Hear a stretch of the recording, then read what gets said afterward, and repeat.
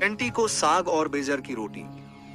एक बार अष्टसखामे से कुंभन दास जी श्रीनाथ जी को देखने के लिए इंतजार कर रहे थे। बड़ी आतुरता पूर्वक प्रभु की राह देख रहे थे।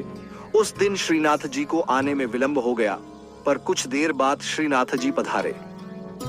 तब कुंभन दास जी बोले, क्या बात है लाला, आज तो बड़ी विलंब करी आवे में।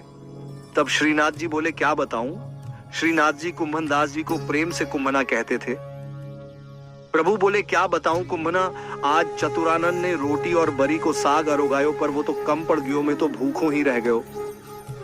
और दूसरी तरफ माधवानंद ने भोग भी सराय लियो, दूसरी बार भोग लगाने को कहा, पर वह पंडित उसमें भाव नहीं था, सो मुझे संतोष प्राप्त नहीं हुआ, मैं दूसरी बार भी भूखों रह गयो हूं, इसलिए मैं तेरे पास आया हूं।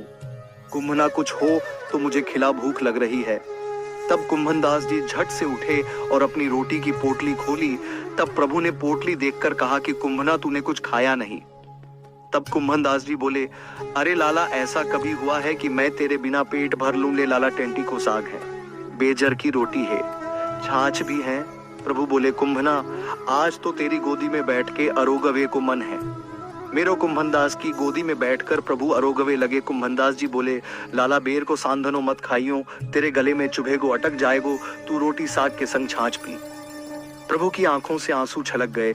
जैसे ही प्रभु छाछ पीते और मुंह छाछ से भर जाता, तो कुंभन दास जी अपनी बंदी अपने कपड़े से प्रभु को श्रीमुख पोंछने लगते, प्रभु के माथे पर हाथ फेरते रहते।